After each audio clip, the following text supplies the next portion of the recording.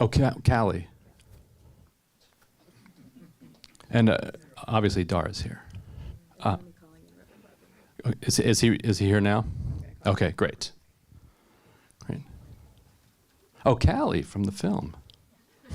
That Callie. Wonderful. Oh.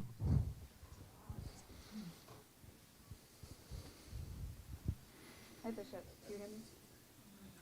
Okay, they're ready to start the panel. Okay, do you want to be put on speakerphone? Okay.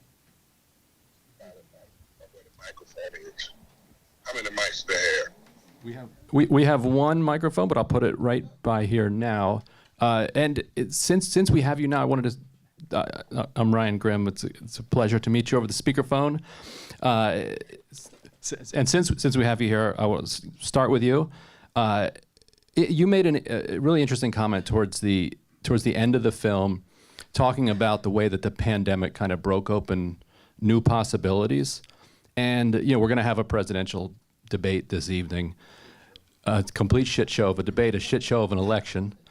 And there was a poll that Pew had out today that said that there are more people frustrated and angry at these two candidates than at any time in the last 40 years. And I think something that's overlooked is the insight that you had there, that something broke open. As miserable as the pandemic was, the response to it let people see that we actually did have the capability to come together as a country and eliminate foreclosures and reduce child poverty and reduce poverty, and that these things are policy choices.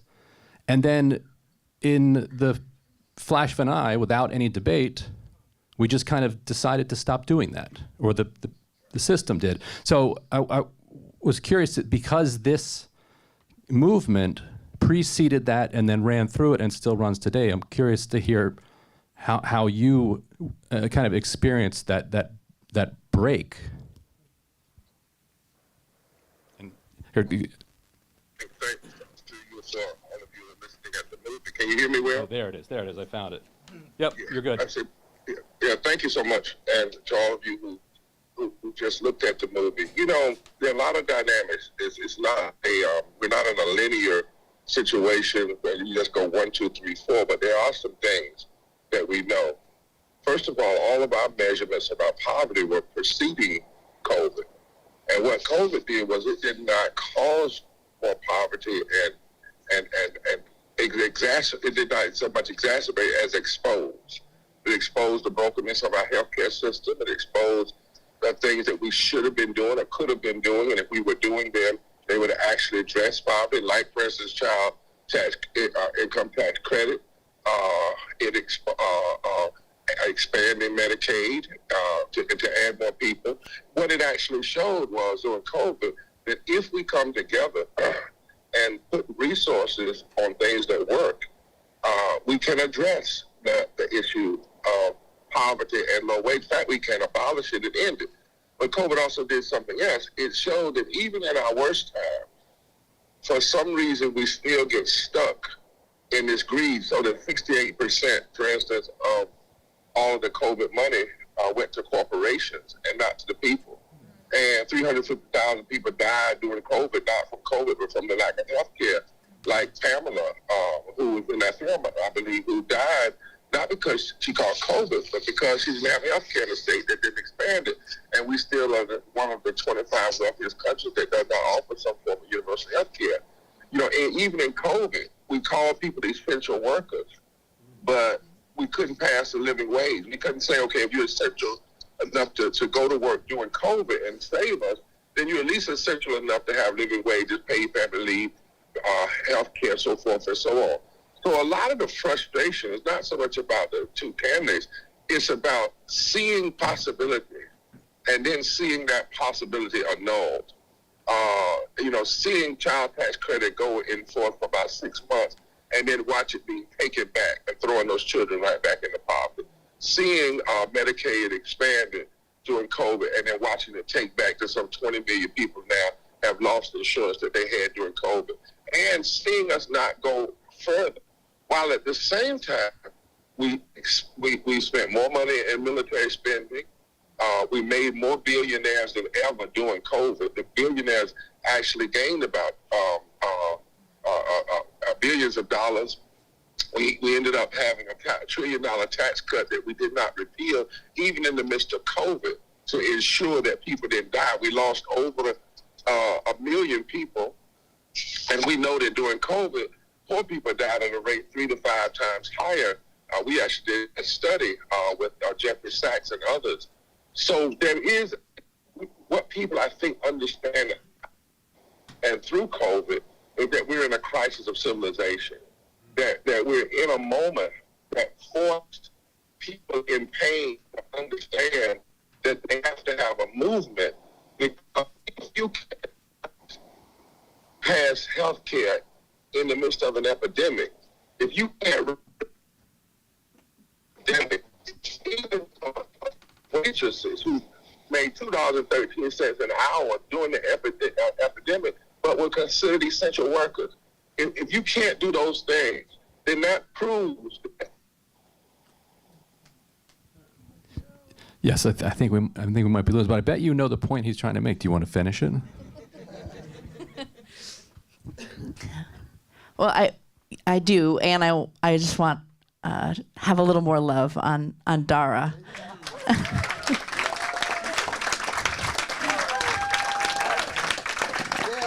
And on my sister Callie.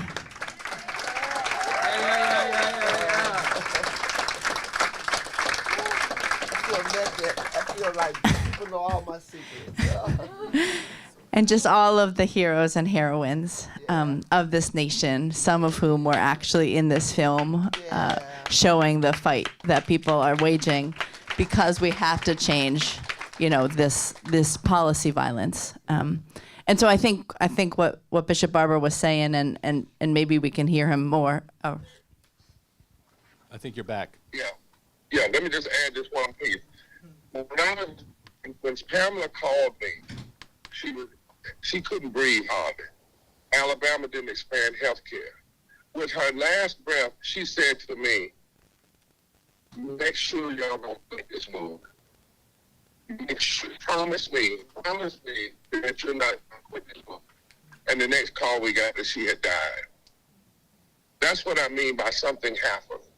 That people understood that if folk will ignore you and will show you what is possible and then stop doing it during the epidemic, then that means you have to have a revolution of values, and you have to have a resurrection of justice and moral character. And you have to be what Liz often said, is that unstoppable force. Yeah. That's right. I do think that's what's driving so much of the anger, is the glimpse into the possible. Because if you don't think it's possible, then you're not as angry. But once you realize that it's possible and it can be taken from you that quickly, and it can be given, and you can get it back if there's a revolution for it. Congratulations on the film. Just want to ask you, how, I know you mentioned that you fought your way into the car to make it, but where did you get the idea for this? And where did this come from? There was no real idea. It was more of an organic process, because I've been working with Liz and others for 20-something years, since I was a fresh-faced journalism student, recently graduated from journalism school. And so, it comes from a real being part of the movement.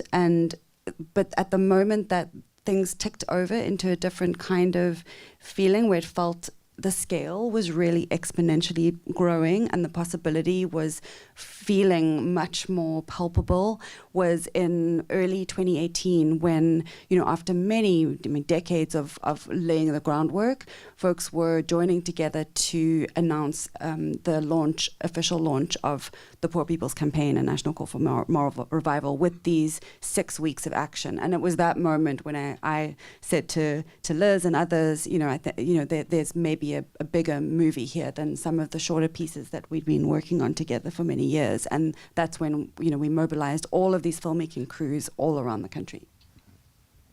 And Callie, can you put into words the feeling of seeing the movement and up on the screen like that? I don't know. First, I just want to say everybody in this room that I know and don't, I love y'all. That's right. I love y'all. Y'all, That's right.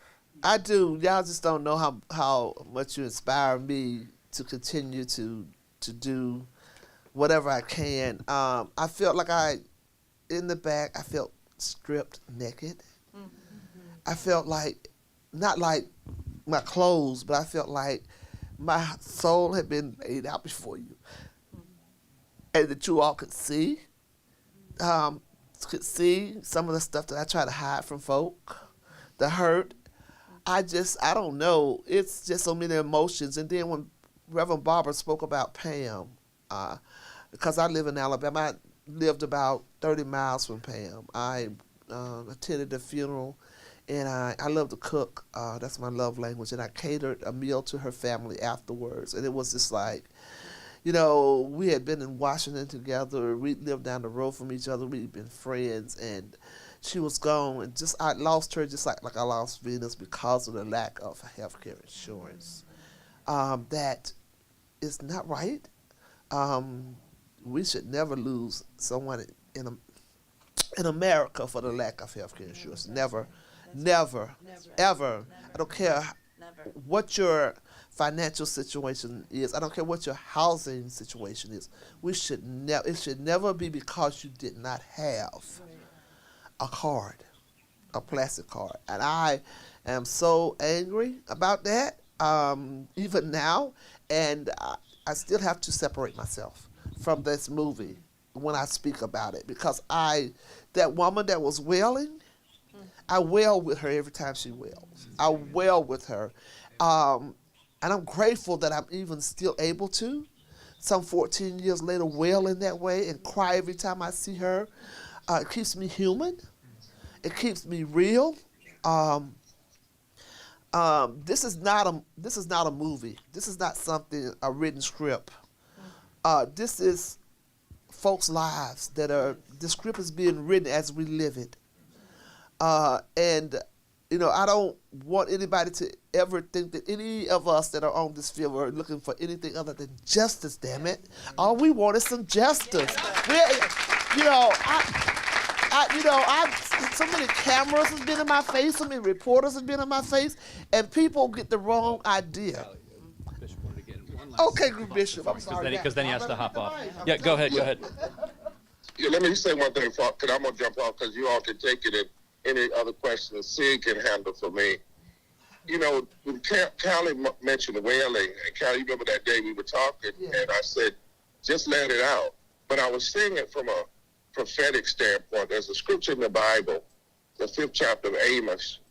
We often hear when Dr. King said, let justice roll down like waters of righteousness like a mighty stream. But before you get to that verse, it says, there must be a remnant that goes in the street and wails and says, not on our watch, not in our time. And they must shut down the malls, the shops, whatever, and just wail, just act as though what it is not what ought to be. Sometimes that's the first point of a movement, is to just say no. You don't even know when the change is going to happen, but just expose it, speak the truth, and put a face on the numbers, and just be willing to cry out loud, to refuse to experience the pain in private, to refuse to just continue to go as though things are okay and everything is fine. And I think politicians better recognize when you're at that moment in that move in history that people have decided to wail. Because what the scriptures tell us is that when it actually says God, if you will, the spirit, the universe, however you describe it, will assist you only when you wail. Only when you say, this is not right, and it's not right in morally, it's not right religiously, it's not right constitutionally, and if I can't change it immediately, I'm not going to accept it, and I'm going to sound the alarm that I'm not accepting it, not by returning violence for violence, but by wailing and like a siren on a fire truck, that you're going to hear that this is a problem that does not have to exist, and we have an emergency, a human emergency. So, Callie, thank you, and thank everybody and all of us. I grew up in the 13th poorest district in the country, so we've been wailing for a while, but there comes a moment where wailing actually turns into power, and that power then turns into transformation, and that transformation turns into a new reality. God bless you all. Love you. Thank you, Bishop. And a question for all of you. Oh shoot, we have to go in like 2 minutes. Can you Dara, I want to finish with you so that you can tell people how they can help promote the film. But wanted to get from your perspective, where is the Poor People's Campaign now? Bring us up to speed in what's coming soon. Awesome.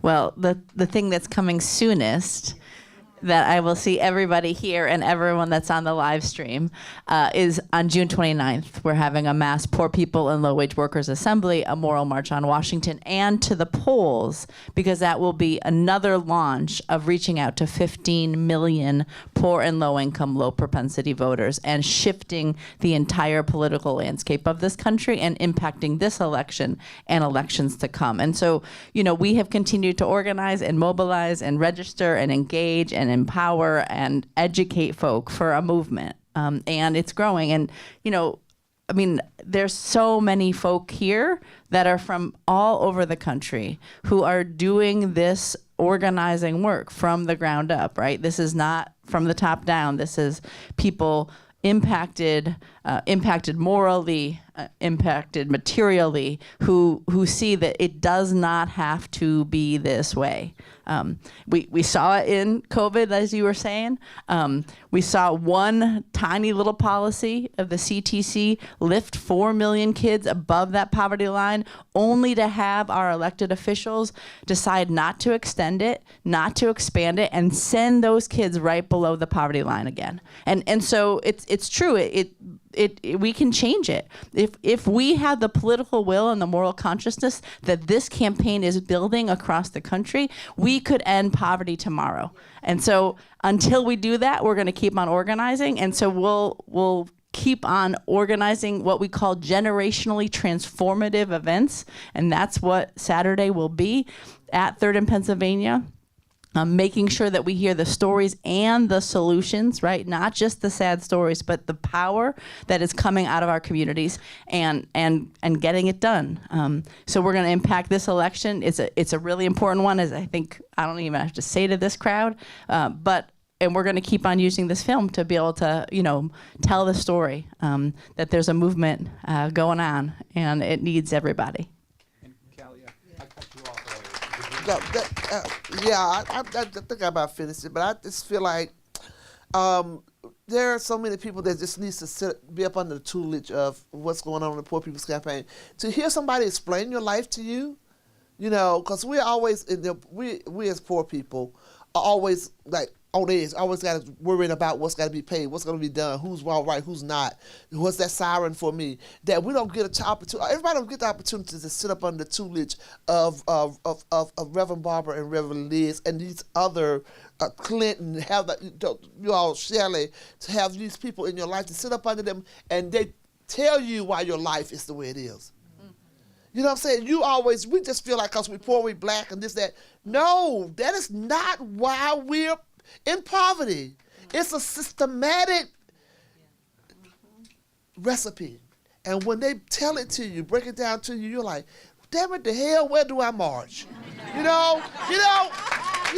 real, I'm just saying. So I'm just determined to, on my Facebook, any way I can, to just get more people like I was, just in the dark, trying to find a way out, to sit down and just learn, hear about their own lives in a way that you can put it into looking at the numbers, looking at the greed, looking at why it's like that. We saw them do it in the pandemic, and then they snatched it back. Don't tell me you can't do it. I saw you do it. Then I saw you take it back. Oh, okay. That part, all right. So with the film, we just encourage you to use it in whatever way is useful to build this movement. The film is purposefully 47 minutes long because we hope that you can screen it in, classrooms, in your community halls, and follow it with, testimonies from poor community members. Invite your elected officials to have a forum. These kinds of scenes are in the film because they also are a model for folks to take and use and morph and tweak it to what you need in your where you are. So just very briefly, there is a very quick and dirty website that I made last night in 10 minutes. It'll be revised, don't worry, but it's up there because I really want you to go.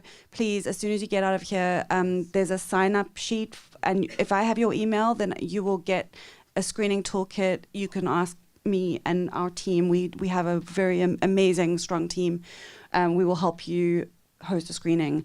We're going to have a screening tour in September, 30 cities, aligned to Get Out the Vote actions, and also an educational screening tour, and then lots more to follow. So, in the next few days, we'll be starting up social media accounts and rolling out the film at film festivals.